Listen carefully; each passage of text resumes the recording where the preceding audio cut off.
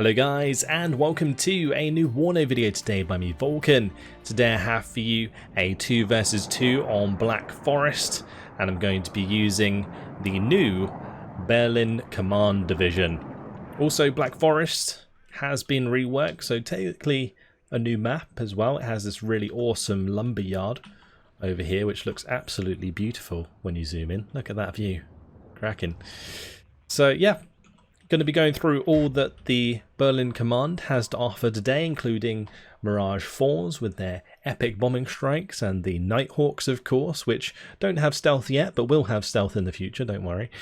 And then also all of the tanks and different stuff that we get on the ground. Mirage here, going for some helicopters early on. Nico, my teammate, going to be using the 5th French Armoured. And our opponents today are going to be using the 7th Panzer Division and Unternehmen Zentrum. So Hot Moose here coming in with the MiG-23 ML. And Evange coming in with the MiG-21 BIS. Going for my poor Alouette early on. Taking that out. This game is beautiful. Harrier GR3s come in. Going to be using them to take out the MiG-21. And we're going to be approaching the enemy helicopter that we saw earlier. Since the helicopter's nowhere to be seen, I'm actually opting for strafing runs. My Harrier's not able to get down fast enough due to the mountains. We're just chilling until we see a good target, but decide to get them off the field so I don't have to micro them, because I am now engaging the Fallschirmjägers with my Fox. Little recon car. Really good recon unit, honestly, the Fox. Allows you to have some decent firepower with forward deployment, because it does have the recon forward deployment availability with the 2,473 meters advanced deployment there.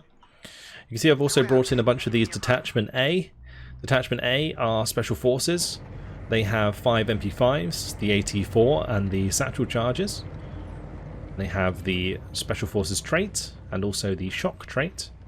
So they take, or they give, sorry, more suppression at close ranges. And then their Special Forces trait allows them to take less suppression, move faster and deal more damage. So you can chase down enemy squads quite nicely with them.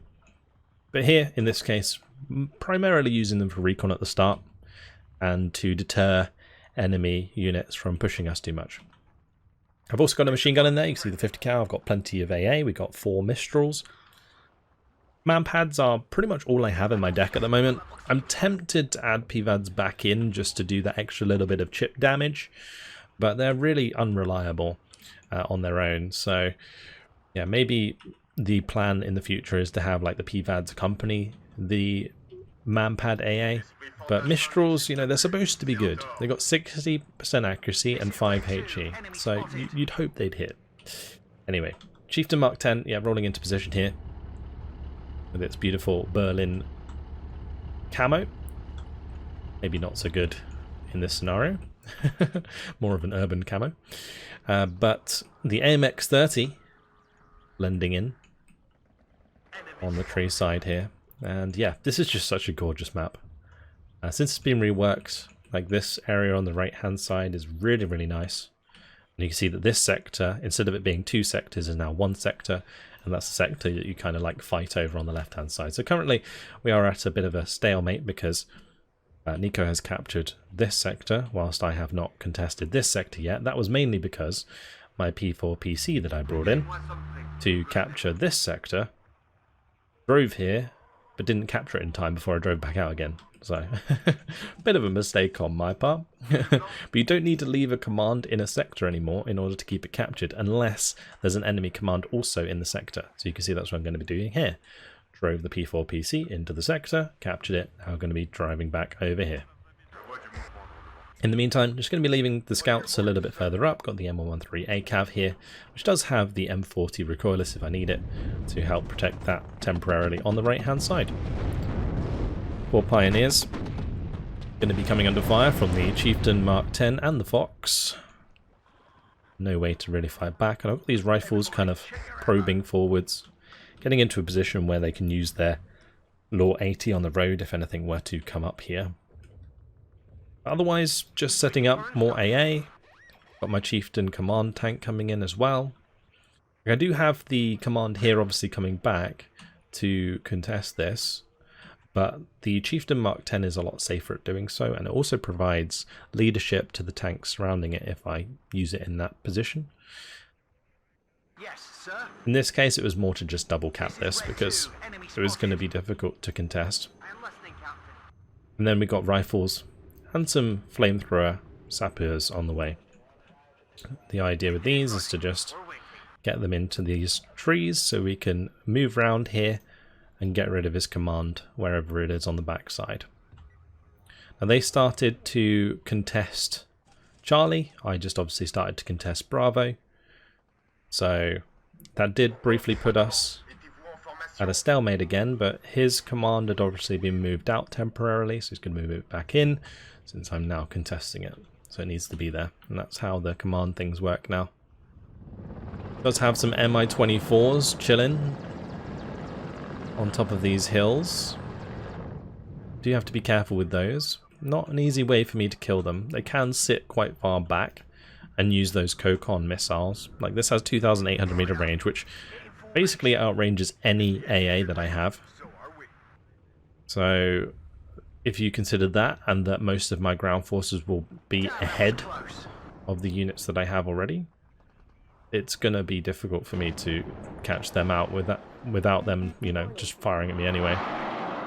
I'm bringing in both the Harriers. They're going to be looking to shoot down the Mi-24 here, but I'm going to be temporarily opting to go for the Su-22, but then decide, since they're probably going to get away, the Mi-24s are the target, and in we go.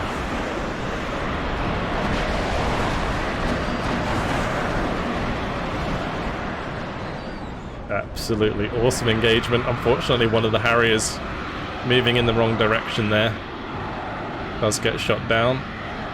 They took down the VP, and the VP, it's quite an expensive helicopter. You only get one of them on a card. So I'll take that as a win, as long as this Harrier GR3 doesn't get shot down in the meantime. Enemy artillery already coming in. Chieftain Mark 10 had to move out of position. This 50 cal left there, not having a fun time. Trying to avoid as much of this artillery as possible. Yeah, goodbye to that 50 cal team in the flames there. That kind of sucks for them. So Chieftain Mark 10, I've moved it up so that all of these AA pieces, the Javelin LML, the 3 Mistrals, have leadership, which puts them to 2 vet each. It's good. We've got the rifles moving forwards, we've got the sappers moving forwards. I've got even more Mistrals on the way. So that's going to put us up to 6 Mistral teams and the Javelin LML. I'm trying to move them forwards where I can. On the right hand side here, the rifle squad actually was just popping BTR-80s with its Lore 80. You can hear actually, if you zoom in, you can hear the enemy vehicles. That is something you can do, by the way. Pro tip actually. If you do want to figure out where enemies are in tree lines, you can actually just zoom in and listen. I can be like, oh, I know that there's something over here, and you can use directional sound to find them. It is a bit cheesy, and it can be a waste of time, but sometimes it's useful. Rifles, now engaging the Fallschirmjäger and the Pioneers. Detachment A coming in to get involved. The MP5s are pretty good at close range. Unfortunately, this Pioneer is getting its napalm off. Now, usually these napalm on their own aren't too bad, but since there's 2 squads here, both firing at my Detachment A, I'm not having a very good time. T-34s coming out of the woodwork on the right-hand side. Those are all of the vehicles that we could hear earlier. My Fox and Chieftain Mark 10 are doing their best to hold them at bay. The Fox actually getting a few kills in here, due to the armor of the T-34s not being the best, and that autocannon having enough penetration to get through it. The Chieftain Mark 10 trying to hold his ground as those T-34s push forwards.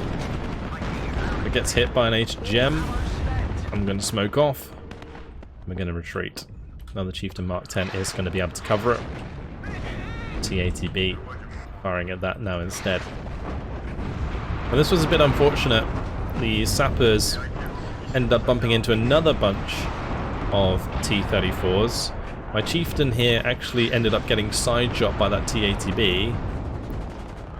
Things aren't going too great for me right now. I brought up the MX-30s. They're going to be trying to engage the Pioneers. My teammate brings in a Mirage 5 to try and cluster the T-34s, but only gets a couple of T-34s, and these aren't worth very much, and then gets shot down by the enemy AA. If there's one thing that Unternehmen Zentrum has, it's AA. If there's one thing that we don't have, it's AA. A little bit jealous there. But the MX-30 getting absolutely wrecked at close range by T-34s. This is not a position they want to be in.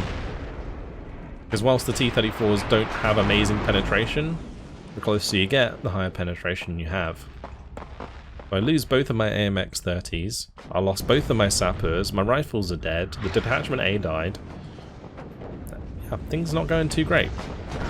I've got to try and take as many of these T-34s with me as possible. Detachment A does manage to get shot in there. The rifles actually using up all of their Lore 80s to find those kills. Now I've got RAF rifles moving in.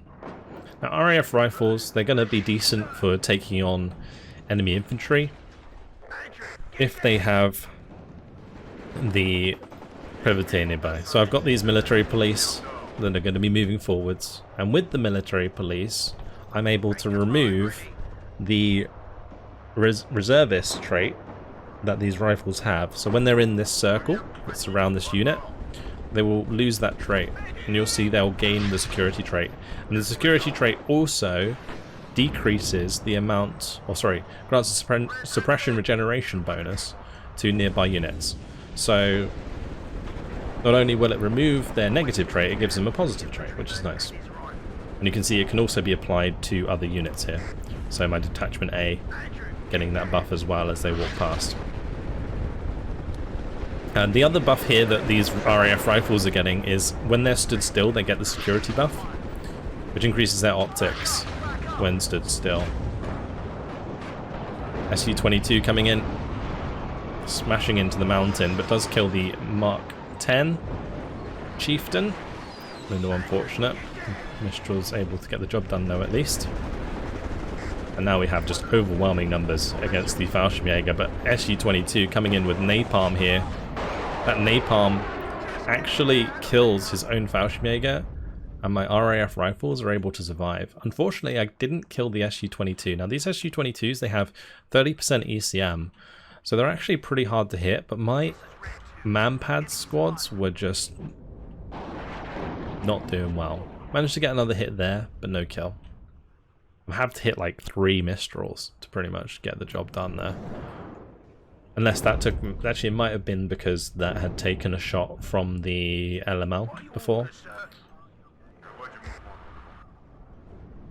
But Nico here putting a lot of pressure onto the town, really trying to get to the other side of his opponent there and push him out of that sector. I'm just trying to recover my position after what was a series of difficult engagements.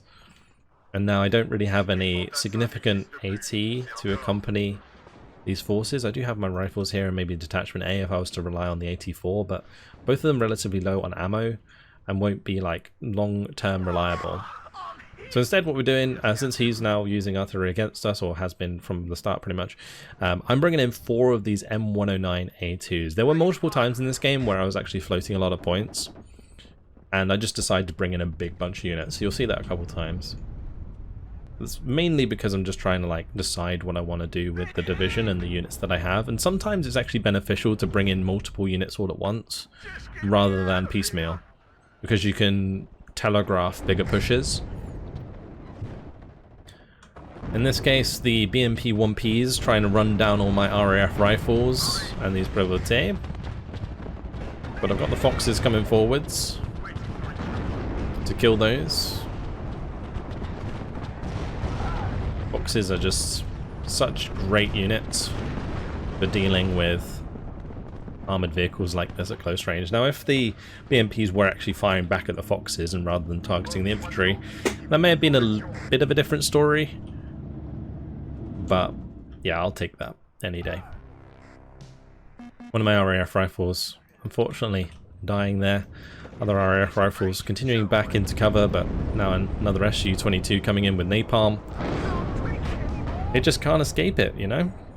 SU-22, clean strike, gets out scot-free. Unfortunate. Now, the Modschützen that were in the BMPs making a showing.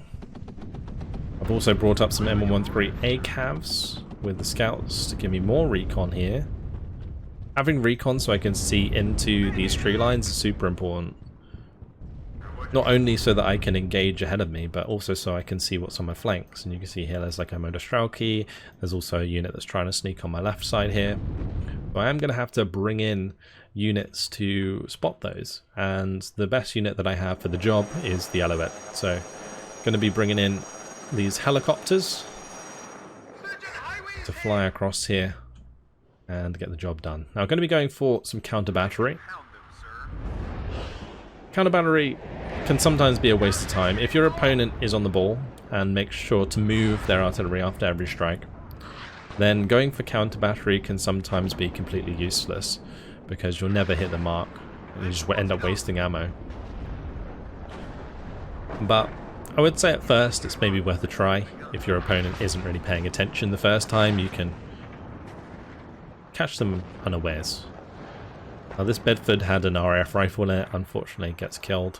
I was basically spreading out a couple of units here, or at least that was the plan, to protect from flanking attempts.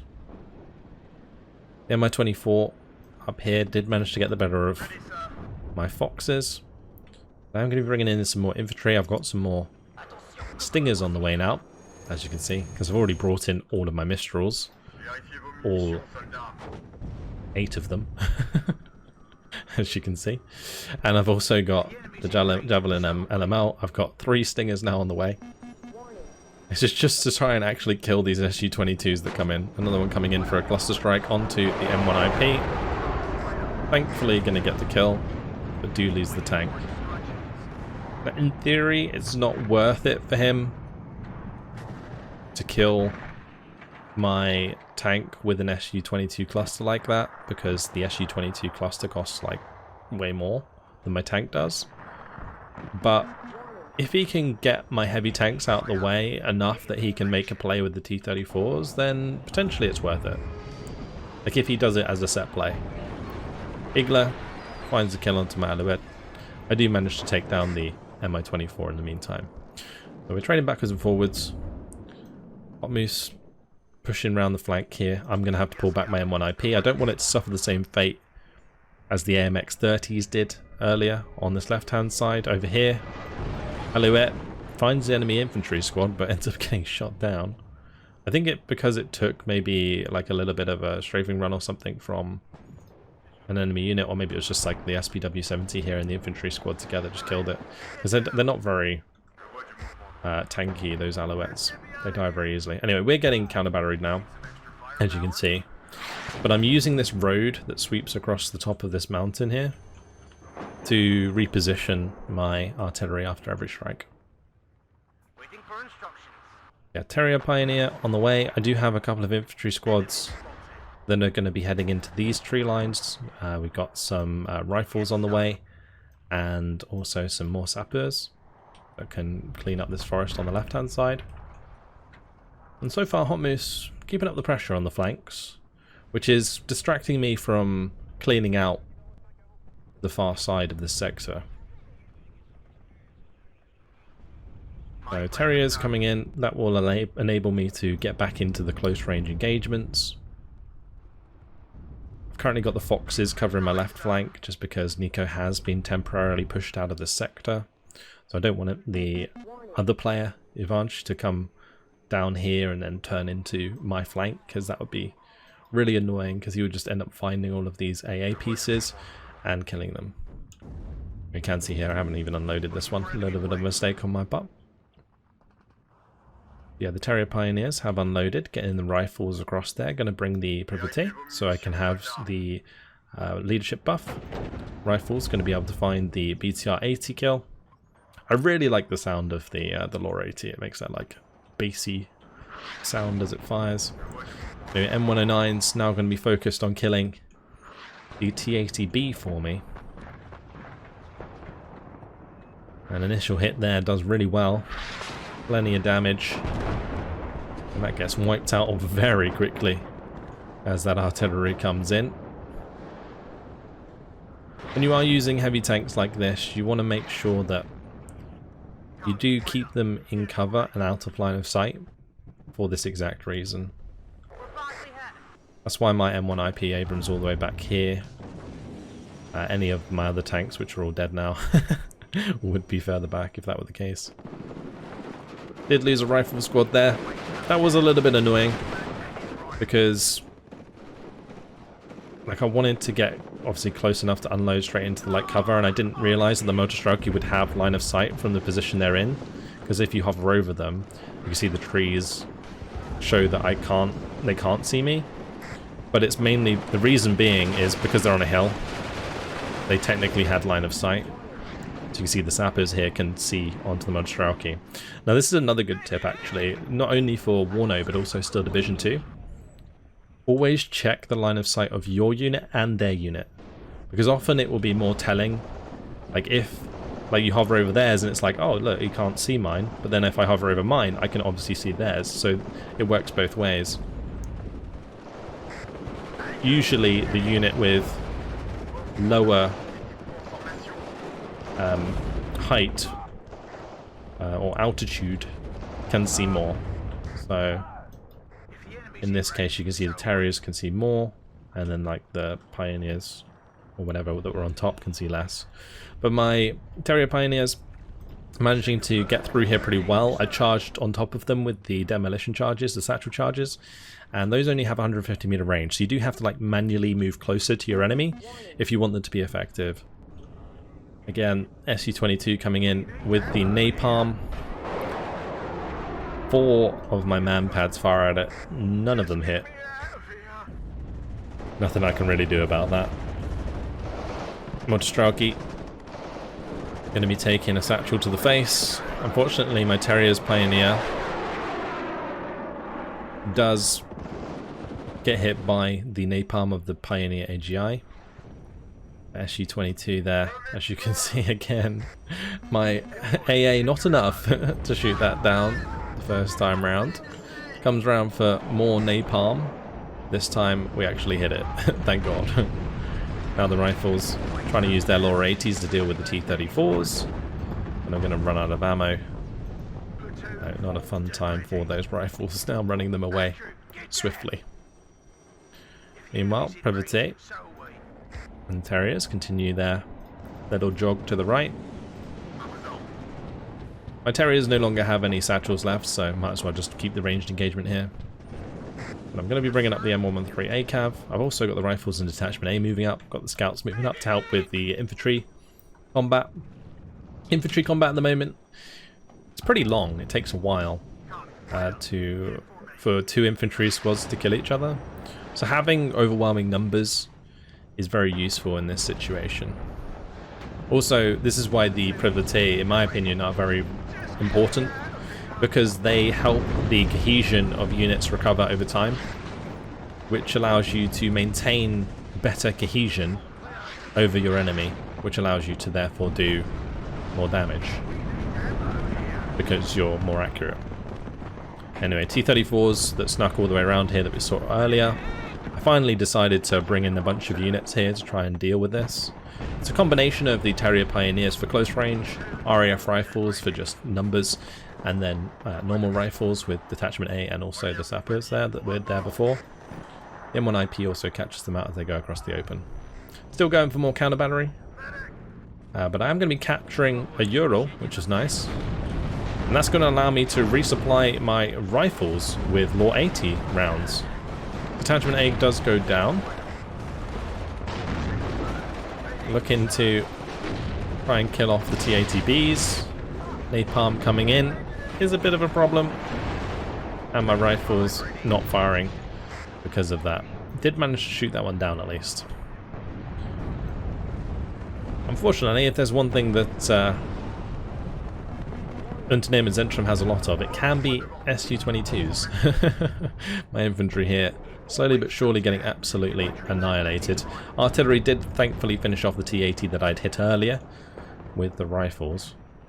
but that push eventually evaporates. So now, focusing on the push on the right-hand side. Again, another example of me floating, bringing in 4 M1 IPs. This time I thought, let's try and support my push with tanks. This way I can potentially deal with the T-80s at closer range. I should have had that Ural drive back into my lines, but yeah, they do cap it back.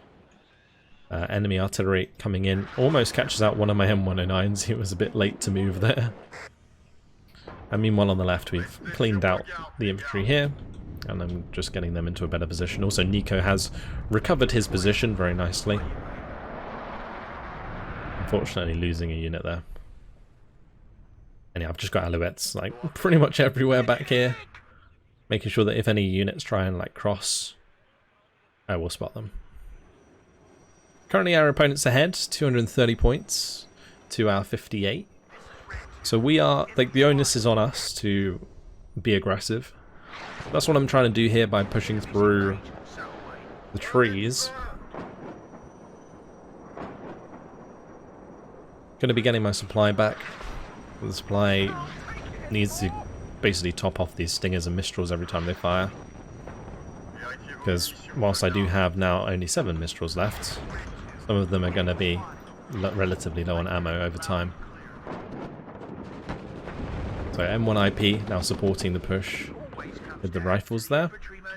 And we've got the multiple M1 IPs on the way, as well as more engineers this time, and rifles, and also more Terrier Pioneers. Now the engineers with dragons, they're quite nice because they have like an HGM, but in this scenario probably not going to get much chance to use them. MiG-23ML going to be coming in though to pick off my alouettes, which tells me that there's probably an infantry squad over here somewhere, because he wouldn't be trying to kill this if there was something there that he didn't want me to see. I did see it earlier, so I did bring in the Nighthawk. Unfortunately, not able to get a bomb off this time because I briefly lost line of sight. But my Harriers do a good job taking care of the MiG-23 MLs.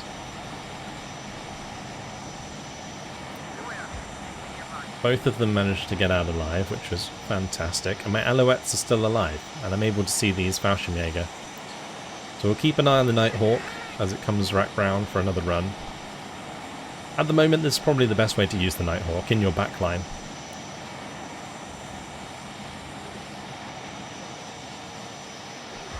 And this time, we have line of sight. So we're going to be shifting the target to what we can see. And there goes the laser guided bomb. Goodbye, Fallschirmjäger. If you zoom out, it looks really cool. Really, really awesome bomb effect. And you know what is even cooler? A Mirage 4. And that's going to be on the way. Meanwhile, this infantry push did make a fantastic... did a fantastic job getting forwards. As you can see, I actually ended up taking out the enemy command there. Here comes a Jaguar bombing strike, but here comes a Mirage 4 bombing strike. Look at that. Incredible. Big old Mirage 4, big old bomber. Also the Nighthawk finding itself another kill. I'm trying to look at all of this all at once. And there's your Nighthawk. Very nice. Yeah, that will get stealth. At the moment in the game, unfortunately it doesn't have stealth that works. But it will do in the future, so don't worry about that. So it will become a better unit. So double Pioneer here versus the Terrier Pioneers. Double rifles versus the Modschützen is fine, but not with napalm on top of them. Both the rifles go down, but at least we killed the Su-22 this time. Now, I was perfectly okay with this being a 2-on-2 because the Pioneer AGIs use up their napalm pretty quickly, but with the third one coming along, it actually really makes it difficult for us. These engineers, they are technically shock troops, but again, Pioneer AGI is still going to be causing problems. On the right-hand side, Shilka did actually cut down my units quite a lot because my Detachment A that was here ran out of AT4 ammo. I'm going to be smoking off as my Abrams charge up. You can see I've got a bunch of AMX-30s coming in. AMX-30s are fantastic for dealing with infantry because they not only have a machine gun, but they have a 20mm cannon. So the Pioneer AGI do not stand a chance in that situation, but I've got to be really careful of Motostralki because AMX-30s are paper thin when it comes to armor, really. Only takes a couple of HGMs generally to kill them off. Now I'm sending my M1 IPs over here to engage Motostralki because they have the front armor to kind of tank the RPGs. But you just got to be really careful of side shots. AMX-30 trying to do its best at taking out the BMP-1Gs. I do manage to do okay, but trading AMX-30s for BMP-1Gs is not really what you're supposed to do. Also, these Pulamachiki, they have the RPG-22, which has 15 penetration, so it's only going to take a few shots to kill an AMX-30. But the Abrams still able to support the RAF rifles here at least. These engineer dragons, long gone. But the whole time we've been holding the hold on the sector, which is good. Unfortunately, Nico got pushed back again on the left hand side. This was a seesaw here, it really was. Every time I looked over, Nico was like either doing really well or had been pushed out of the sector entirely, and it kept going backwards and forwards. But all the while, M109 still firing away. Got my next push coming in. Bunch of infantry on their way. I see my rifles, RAF rifles, gauging these Pulamachiki. Gonna be quite happy to potentially attack move the M1 IP forwards, but probably should have had the RAF rifles on my right flank here so I can spot if any Motostralki are coming in to try and get an RPG in my side armor. Now Shellcat does make a showing once again. This time the rifles do have one Lore 80 rocket left. So able to get the job done. Artillery is going to be ordered in on that position as that engagement continues. Unfortunately, my opponent had the same idea. So my rifle is coming under artillery fire. His Pulamachiki going to be coming under artillery fire shortly. He was actually a little bit more on the ball than I was in this scenario. But he didn't move his fast enough, whereas I reacted a lot quicker. We're going to be able to get my rifles out of there. Did lose a couple of men, but in general the squads are okay, so that's fine. Yeah, this time, bunch of brevité with the RAF rifles and the engineer dragons. Now if you're wondering why I'm bringing in the engineer dragons at this point, it's because of availability mainly. We are, you know, like 34 minutes almost into the game, and at this point the availability on the ground is definitely going to be getting relatively thin. So I have to rely on maybe subpar units in this situation. We're continuing to basically put pressure on the far sector. I did bring in a Mirage 4 to use as seed, but its 40% ECM didn't work very well, and the first rocket just shoots it out of the sky. That was probably a book. M13 ACAV comes over the back there, takes out the BMP-1K as soon as they capture the sector. They took out another command vehicle.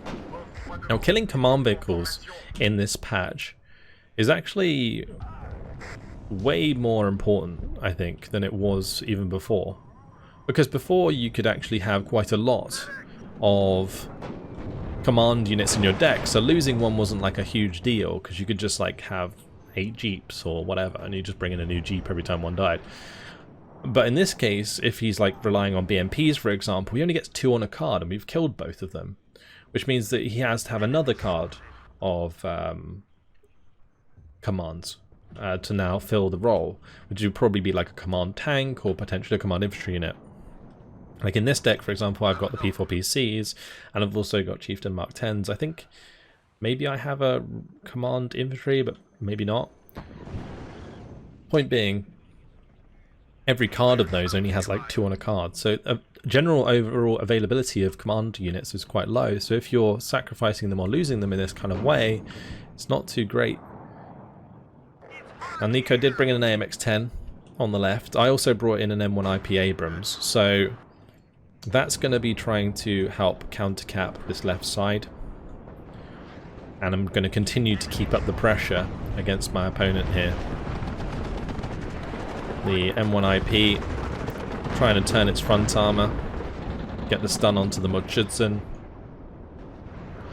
MX-30 is making a little play into the backside of his sector here.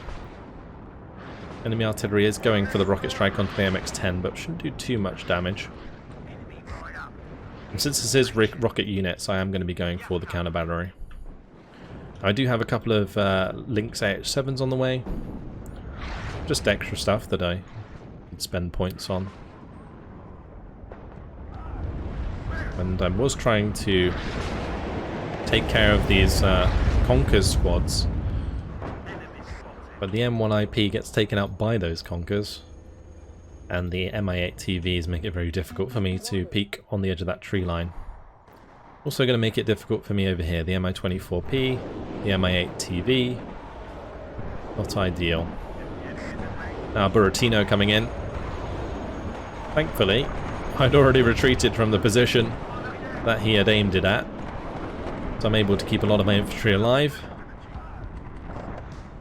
And yeah, the M1IP is also alive. Chieftain unfortunately taking a chunking from the enemy HGM here.